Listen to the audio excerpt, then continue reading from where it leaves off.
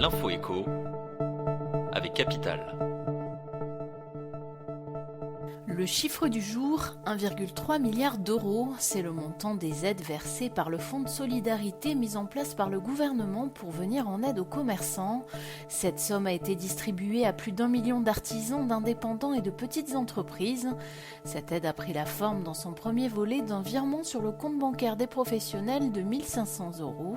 Somme totalement défiscalisée et allégée de toute charge sociale. C'est le secteur de l'automobile qui a pour le moment reçu la plus grosse part du gâteau.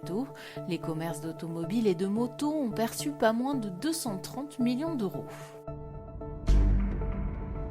L'info pratique capitale, en sortie de confinement, le nombre de visites par bien à vendre pourrait être parfois limité. Dans ce scénario, les simples flâneurs pourraient donc être repoussés au profit des candidats qui semblent les plus crédibles et finançables aux yeux des vendeurs et agents immobiliers. Heureusement, plusieurs courtiers en crédit tels que meilleurtaux.com, Vous Financer ou Préto permettent de justifier du sérieux de votre envie d'acheter. Ces organismes délivrent en effet gratuitement des certificats de capacité à emprunter après analyse de votre dossier. Pour faire cette évaluation par les courtiers, vous devrez leur envoyer vos derniers bulletins de salaire et relevés de compte bancaire, avis d'imposition et d'éventuels justificatifs d'épargne en cas d'apport personnel. Le coup de gueule du jour est poussé par le site d'information Air Journal contre Air France. Ce dernier affirme que la compagnie française ne rembourse pas de la même manière les passagers français et les passagers américains.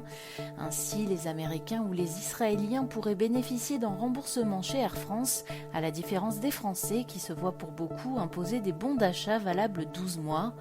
Pourtant, en France, le règlement européen stipule qu'en cas d'annulation de vol, la compagnie aérienne doit proposer le remboursement comptant du billet d'avion comme premier choix à un passager.